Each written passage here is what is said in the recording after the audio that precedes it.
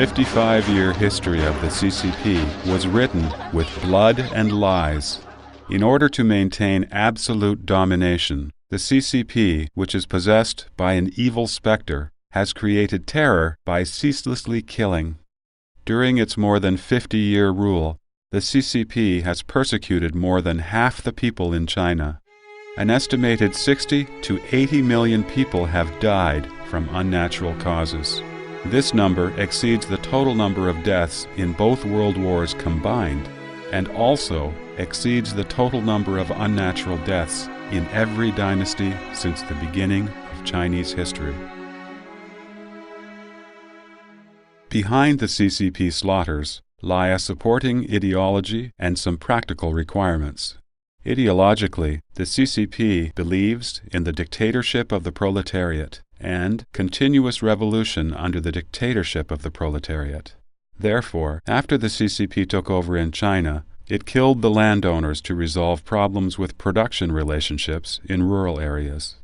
It killed the capitalists to reach the goal of commercial and industrial reform and to solve the issue of so-called production relationships in the cities. Similarly, solving the problems related to the superstructure also called for slaughter. The suppressions of the Hufeng anti-party group and the anti-rightists movement eliminated the intellectuals. The mass murders during the Cultural Revolution established the CCP's absolute leadership. The 1989 Tiananmen Square massacre was used to prevent political crisis and to squelch demands for democracy. The persecution of Falun Gong is meant to resolve the problem of having people with traditional beliefs and who practice Qigong.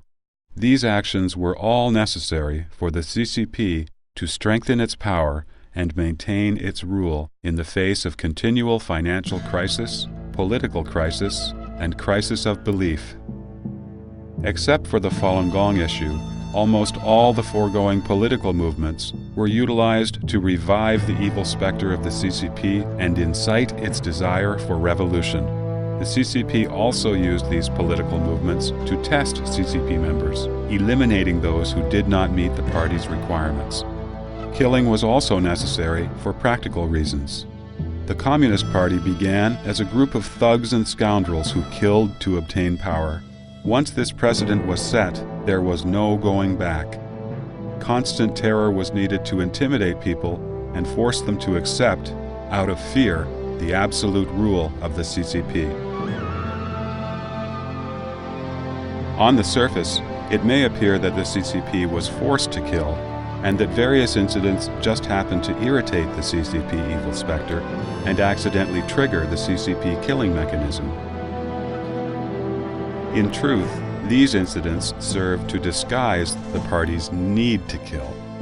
Periodic killing is required by the CCP. Without these painful lessons, people might begin to think the CCP was improving and start to demand democracy, just as the idealistic students in the 1989 democracy movement did. Recurring slaughter every 7 or 8 years serves to refresh people's memory of terror and to warn the younger generation that whoever works against the CCP, whoever wants to challenge the CCP's absolute leadership, or whoever attempts to tell the truth about Chinese history, anyone who does these things will get a taste of the iron fist of the dictatorship of the proletariat. Killing has become one of the most essential ways for the CCP to maintain power. With the escalation of its bloody debts, laying down its butcher knife would encourage people to take vengeance for the party's criminal acts. Therefore, the CCP not only needed to conduct widespread and thorough killing, but the slaughter also had to be done in a most brutal fashion to effectively intimidate the populace, especially early on when the CCP was establishing its rule. Since the purpose of the killing was to instill great terror, the CCP selected targets for destruction arbitrarily and irrationally. And in each of these so-called political movements, the CCP used the strategy of genocide.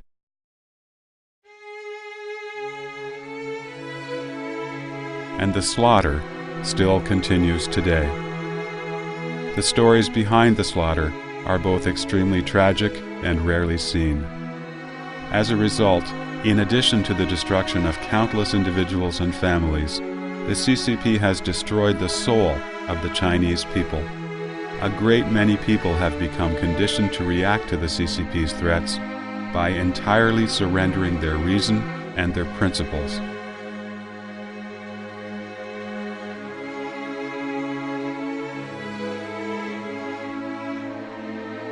In a sense, these people's souls have died. Something more frightening even than physical death.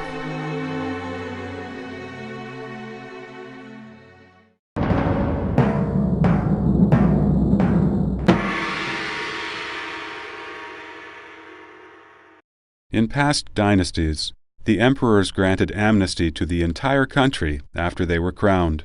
On the other hand, before Mao Zedong established the PRC, he wrote the following: "We definitely do not apply a policy of benevolence toward reactionaries and the reactionary activities of the reactionary classes." Before the CCP was in power, it had already made up its mind to act tyrannically. It called itself the People's Democratic Dictatorship. In March 1950, the CCP announced orders to strictly suppress reactionary elements. It must be pointed out that the CCP did not suppress reactionary behaviors, just the people that they labeled as reactionaries. If one had simply enlisted in the KMT army, even without doing the slightest thing political after the CCP gained power, this person would still be killed because of his so-called reactionary history. In February 1951, the Central CCP said that except for Zhejiang Province and Southern Anhui Province, other areas which are not killing enough should continue to arrest and kill a large number and should not stop too soon. Mao even recommended the following: in rural areas, there should be more than 1 in every 1,000 of the total population killed. In the cities, it should be less than 1 for every 1,000. The population of China at that time was approximately 600 million people. So this supreme order from Mao would have caused at least 600,000 deaths. Perhaps on a whim, Mao decided these 600,000 lives should be enough to lay the foundation for creating fear among the people, and thus ordered it to happen. Whether those killed deserved to die was not the CCP's concern. The People's Republic of China Regulations for Punishing the Reactionaries announced in 1951 that even those who spread rumors can be immediately executed. While the suppression of reactionaries was being hotly implemented, land reform was also taking place on a large scale. On the surface, land reform appeared to advocate an ideal all would have land to farm, but in fact it was really just an excuse to kill. Tao Chu, who ranked third in the CCP afterwards, had a slogan for land reform: "Every village bleeds, every household fights." He meant that in every village the landowners must die. Land reform could have been achieved without killing. It could have been done in the same way as the Taiwanese government, by purchasing the property from the landowners. However, the CCP only knew how to rob. Fearing it might suffer revenge after robbing, the CCP naturally needed to kill the victims. The most common way to kill was struggle meeting. The CCP fabricated crimes and charged the landowners or rich farmers. The public was asked how they should be punished. Some CCP members or activists were already planted in the crowd, and they would shout, "We should kill them!" So the landowners and rich peasants were executed on the spot. By the end of 1952, the number of so-called reactionary elements who had been executed was about 2.4 million, according to official CCP publications. The actual death toll of former KMT government officials was over 5 million. During the CCP's land reform, the death toll was about 10 million. During the suppression of the reactionaries and the land reform, the CCP killed all the management personnel from the previous system and realized complete control of rural areas by installing a party branch in every village. A huge amount of wealth was obtained by stealing and robbing during the two campaigns.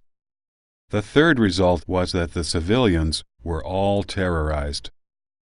The suppression of reactionaries and the land reform mainly targeted the countryside, while the subsequent 3 anti and 5 anti campaign could be regarded as the corresponding genocide in the cities. In the 3 anti movement, a batch of the CCP's corrupt cadres was executed, while the 5 anti campaign was essentially murdering the capitalists for their money. The capitalists were required to pay taxes that the CCP accused them of having evaded in the late 19th and early 20th centuries. They could not possibly afford to pay these so-called taxes. They had no other choice but jumped from tall buildings, leaving a corpse so that the CCP could see proof of their death. Chen Yi, the mayor of Shanghai at that time, was briefed every night while lounging on his sofa with a cup of tea in hand. He would ask, how many paratroopers were there today?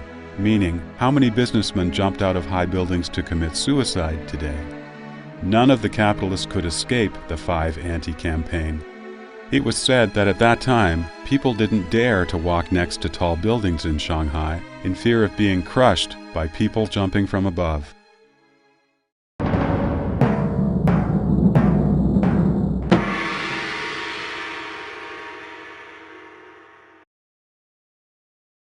Since the CCP took power, the highest and most miserable death toll was recorded during China's Great Famine from 1959 to 1961. At least 30 million people starved to death. The Great Famine was falsely labeled by the CCP as a 3-year natural disaster. In fact, those 3 years had favorable weather conditions and didn't have any huge natural disasters. The disaster was caused entirely by man. The Great Leap Forward campaign required everyone in China to become involved in steelmaking, forcing farmers to leave their crops to rot in the fields.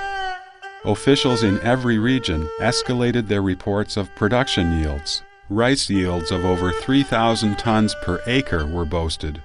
Consequently, the grain rations, seeds, and staple foods of the peasants were all confiscated as a form of taxation according to these exaggerated yields.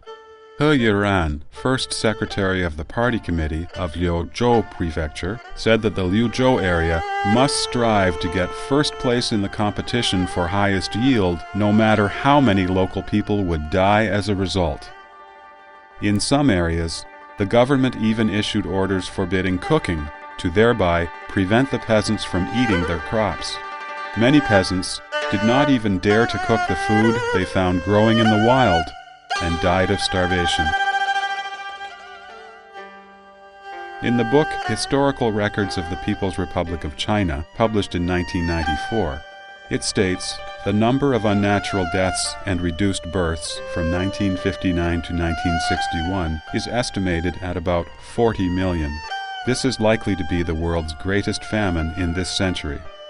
In this report, unnatural deaths and reduced birth population actually represents the number of people starved to death. Historically, in times of famine, the government would provide rice porridge. They would distribute the crops and allow victims to flee from famine-stricken areas. The CCP, however, regarded fleeing from the famine as a disgrace to the party's prestige and ordered militiamen to block roadways to prevent the victims from escaping the famine. When the peasants were so hungry as to snatch grain from grain depots, the CCP ordered shooting at the crowd and labeled those killed as counter-revolutionary elements. A great number of peasants were starved to death in many provinces, including Gansu, Shandong, Henan, Anhui, and Guangxi.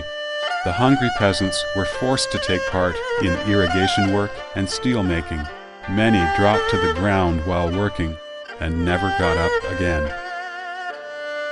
At the end, those who survived had no strength to bury the dead. Many villages died out completely. In the most serious famines in China's history prior to the CCP, there were cases in which families exchanged one another's children to eat, but nobody ever ate his own children.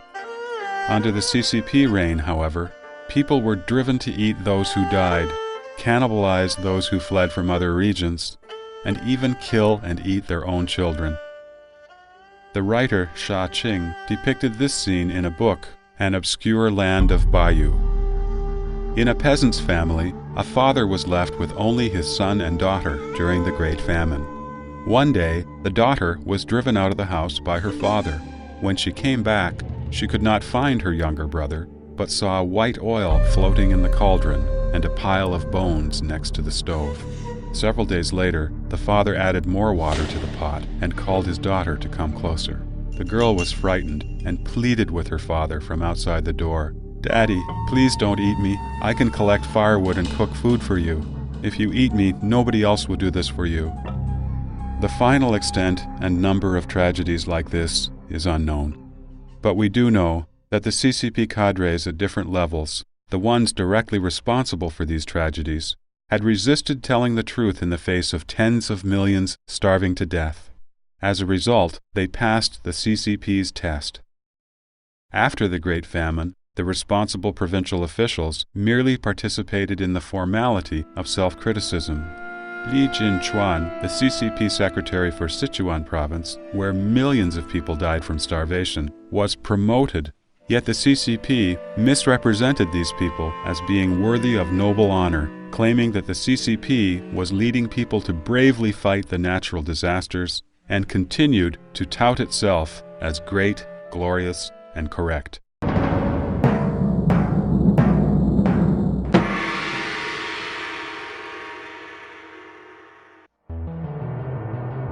Everything the CCP does serves only one purpose: gaining and maintaining power. Killing is a very important way for the CCP to maintain its power. The more people killed and the crueler the killings, the greater the ability to terrify. In his book, The Enemy Within, Father Raymond J. de Jager relates the killing stories he witnessed in North China during the Sino-Japanese War. One day, the CCP required everyone to go to the square in the village. Teachers led the children to the square from school to watch the killing of 13 patriotic young men. After announcing the fabricated charges against the victims, the CCP ordered the horrified teacher to lead the children to sing patriotic songs while gesturing the executioner to begin. The executioner was a fierce, robust young communist soldier with strong arms. The soldier went behind the first victim, quickly raised a big sharp knife, and struck downwards, and the first head fell to the ground. Blood sprayed out like a fountain as the head rolled on the ground. The children's hysterical singing turned into chaotic screaming and crying. The teacher kept the beat, trying to keep the songs going. The executioner chopped 13 times, and 13 heads fell to the ground. After that, many communist soldiers came over, cut open the victims' chests, and took out their hearts for a feast. All the brutality was done in front of the children. The children went all pale due to the terror, and some started throwing up. The teachers scolded them and lined the children up to return to school. After that, Father de Jager often saw children being forced to watch killings. The children became used to the bloody scenes and numb to the killing. Some even started to enjoy the excitement. When the CCP felt that simple killing was not horrifying and exciting enough, they invented all kinds of cruel tortures. For example, forcing someone to swallow a large amount of salt without letting him drink any water. The victim would suffer until he died of thirst.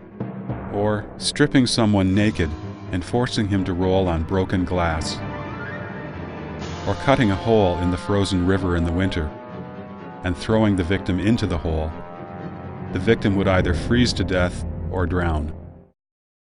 Father de Jager's book also told stories like the following one. A CCP member in Shanxi province invented a terrible torture.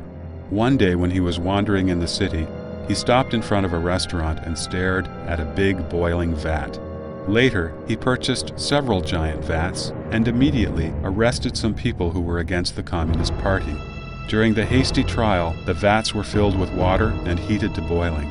The 3 victims were stripped naked and thrown into the vats to boil to death after the trial. At Pingshan, I witnessed a father being skinned alive. The CCP members forced the son to watch and participate in the inhumane torture. to see his father die in excruciating pain and to listen to his father's screams. The CCP members poured vinegar and acid onto the father's body. They started from the back, then up to the shoulders, and soon the skin from his whole body was peeled off, leaving only the skin on the head intact. His father died minutes later. If one were to suggest that these extremely cruel ways of killing appeared only in individual areas in wartime, then such violence became even worse after the CCP took power. During the Red Terror in 1966, all the 5 black classes, the landlords, rich farmers, reactionaries, bad elements, and rightists, were eradicated according to a policy of genocide across many areas. A typical example was Daxing County near Beijing, where from August 27 to September 1st of 1966, a total of 325 people were killed. The oldest killed was 80 years old, and the youngest only 38 days. 22 entire households were killed with no one left. Yu Luowen recorded a narrative in his investigation of the Daxing massacre. Beating a person to death was a common scene. On Shatan Street, a group of male Red Guards tortured an old woman with metal chains and leather belts, and then a female Red Guard jumped on her body and stomped on her stomach. The old woman died on the scene. There were many different ways of killing, including beating with batons, cutting with sickles, and strangling with ropes. The way to kill babies was the most brutal. The killer stepped on one leg and then pulled on the other leg, tearing the baby in half. Besides beating people to death, the beginning of the Cultural Revolution also triggered a wave of suicides. Many famous intellectuals ended their own lives at an early stage of the Cultural Revolution. The figures announced by the CCP for the Cultural Revolution were over 4.2 million people detained, over 1.7 million people died of unnatural causes. Over 135,000 people were labeled as counter-revolutionaries and executed. Over 237,000 people were killed, and over 7 million were disabled in armed attacks, and 71,200 families were destroyed. Statistics compiled from county annals show that 7.75 million people died of unnatural causes during the Cultural Revolution. The Cultural Revolution was the most frenzied leftist period in China. Killing became a competitive way to exhibit one's revolutionary standing, so the slaughter of class enemies was extremely cruel and brutal. The CCP mobilized mass campaigns inside and outside the party, starting to kill in the areas of literature, art, theater, history, and education. The CCP targeted the first attacks on several people. Later, the killing escalated from among all inside the party and army to all the people around the country. Armed fighting eliminated physical bodies. Cultural attacks killed people's spirit. It was an extremely chaotic and violent period. The evil side of human nature had been amplified to the maximum by the party's needs to revive its power in a crisis. Everyone could arbitrarily kill under the name of revolution and defending Chairman Mao's revolutionary line. The Cultural Revolution was an unprecedented nationwide exercise of eliminating human nature. Writer Zheng Yi described the cannibalism in Guangxi province during the Cultural Revolution. The beginning stage. The terror was covert and gloomy. At midnight, the killers tiptoed to find their victim and cut him open to remove his heart and liver. They ate the organs in silence. The peak stage. Veteran killers had gained experience in how to remove hearts and livers while the victim was still alive. The head killer was entitled to the heart, liver, and genitals, while others would take what was left. These dreadful scenes were adorned with flying flags and slogans.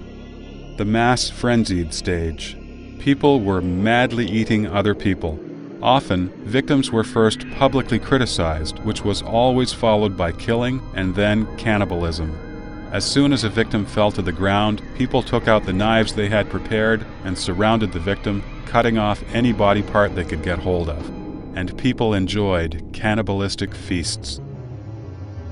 Do not mistakenly think that such a festival of cannibalism was purely an unorganized behavior of the people. The CCP was a totalitarian organization controlling every single cell of the society. Without the CCP's encouragement and manipulation, the cannibalism movement could not have happened at all. A song written by the CCP in praise of itself says, "The old society turned humans into ghosts. The new society turned ghosts into humans." However, these killings and cannibalistic feasts tell us that the CCP could turn a human being into a monster or a devil, because the CCP itself is crueler than any monster or devil.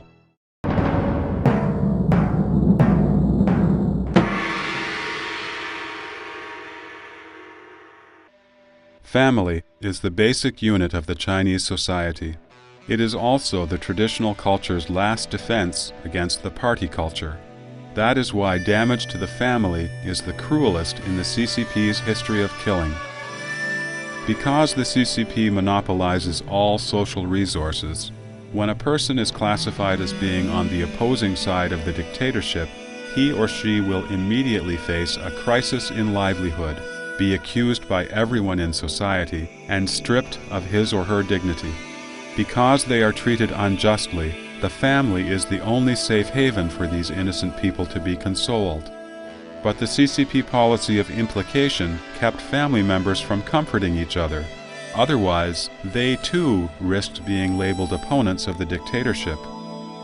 Family members' betrayal, reporting on, publicly criticizing, or denouncing them, is the last straw that breaks their spirit. Many people have committed suicide as a result.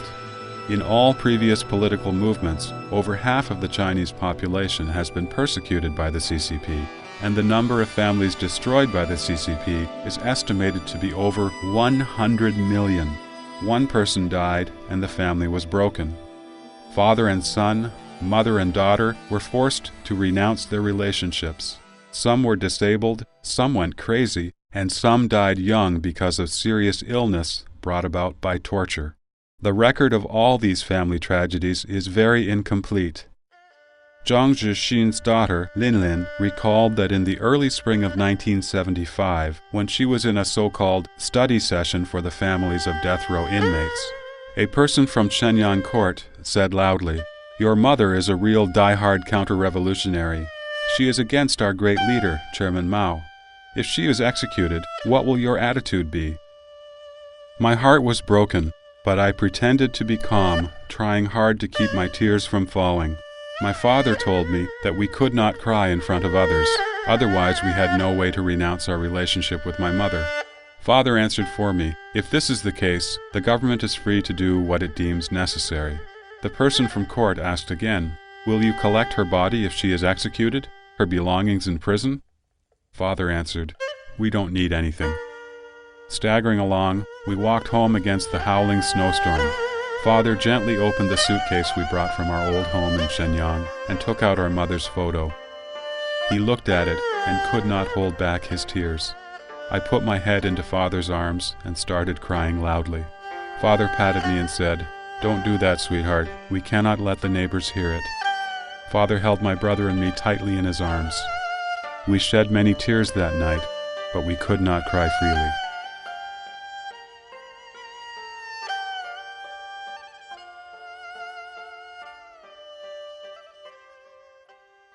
The CCP, possessed by an evil specter, always uses terror as a means to maintain its rule. In different times, the terror displays in different forms.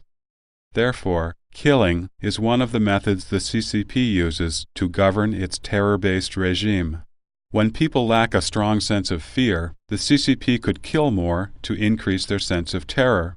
When people are already fearful, killing a few could maintain the sense of terror. When people can't help but fear the CCP, then even just announcing the intention to kill would be enough for the CCP to maintain terror without actually having to kill. After having experienced countless political and killing movements, people have formed a conditioned reflex response to the CCP terror. Therefore, There is no need for the CCP to even mention killing. However, the CCP would adjust the intensity of its killing once people's sense of terror changes. The well-known saying of Deng Xiaoping then was, "Killing 200,000 people guarantees 20 years of stability." But the stability it talks about is that of the CCP rule, not for the Chinese people. As the people in China step into the era of computers and space travel, and can talk privately about human rights, freedom, and democracy, many people think that the gruesome and disgusting atrocities are all in the past. The CCP has donned civilian clothing and is ready to connect with the world. However, the CCP lifted its knives once more when facing Falun Gong practitioners in 1999.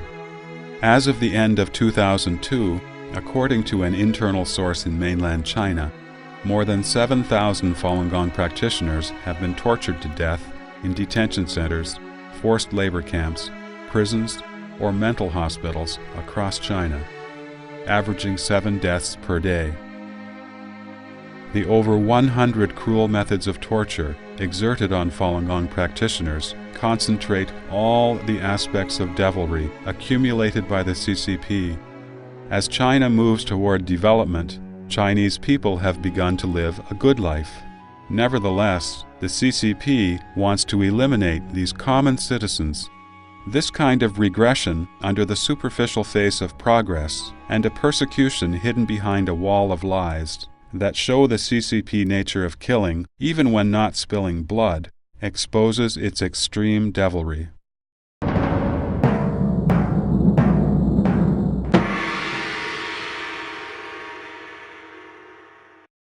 During its long process of killing, the CCP has used various different ways to kill people depending on the period of time. The most often used ways include, number 1, creating propaganda before killing, fabricating lies as the excuse for killing and inciting hatred for those about to be killed. Number 2, killing people not only through the machine of its dictatorship, but also by actively mobilizing people to kill each other. 3. Destroying one's spirit before killing his physical body. Policies such as leniency to those who confess and severe punishment to those who resist force people to give up their own thoughts and beliefs. 4. Using both carrot and stick.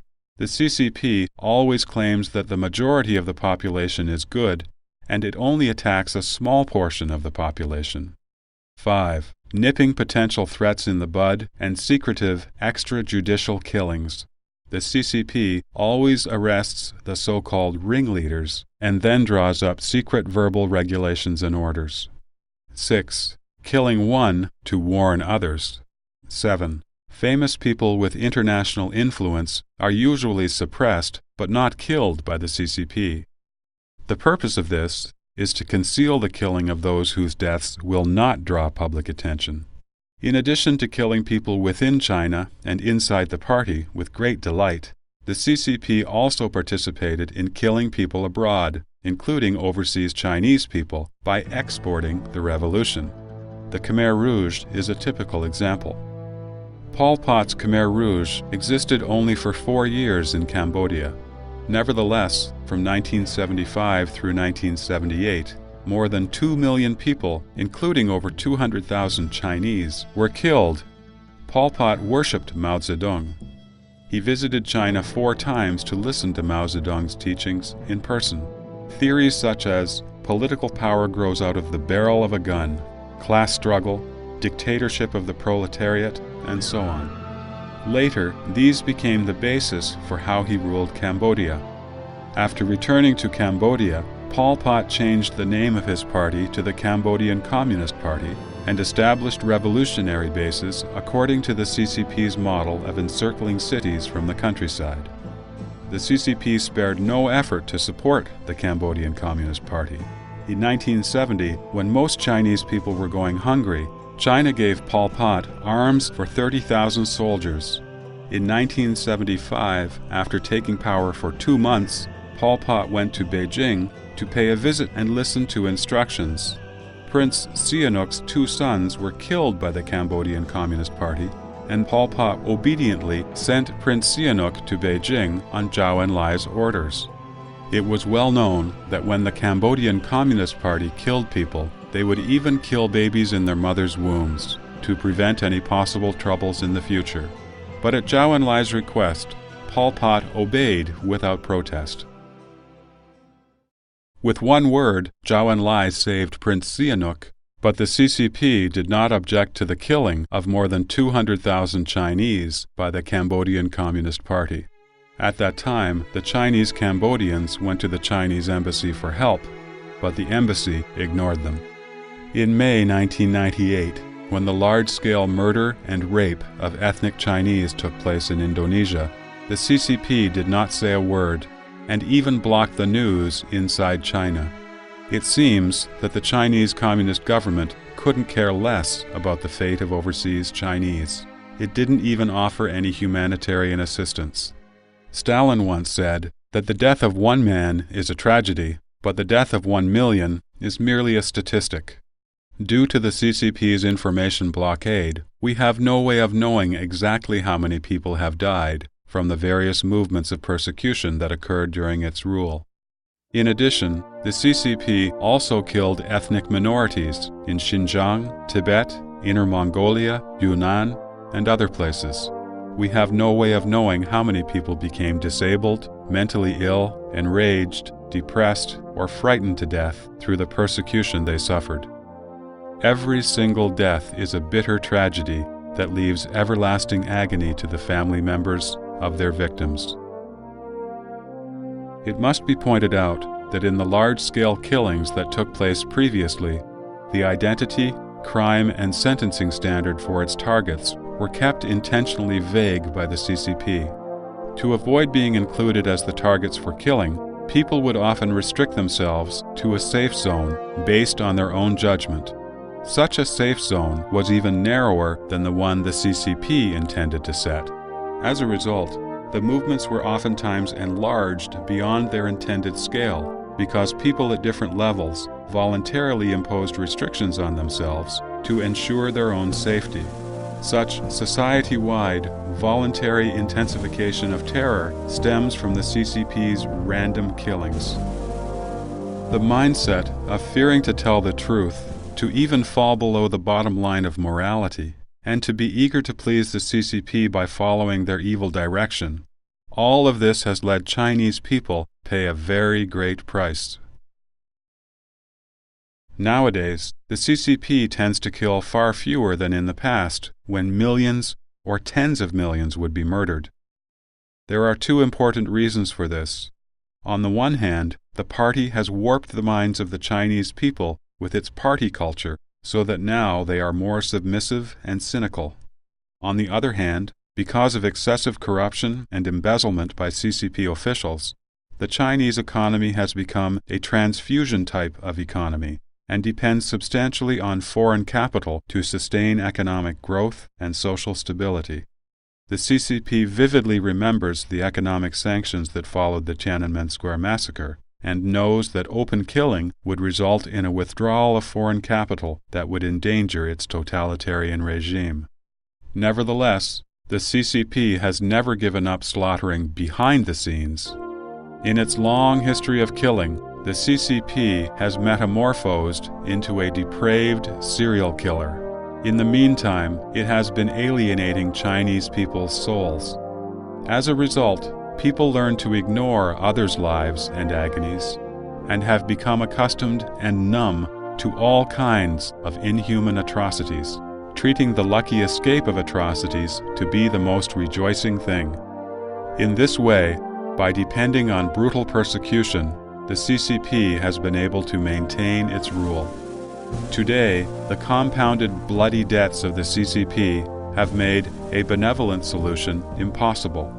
It can only rely on intense pressure and totalitarian rule to maintain its existence until its final moment. The CCP's bloodthirsty nature has never changed. It will be even less likely to change in the future.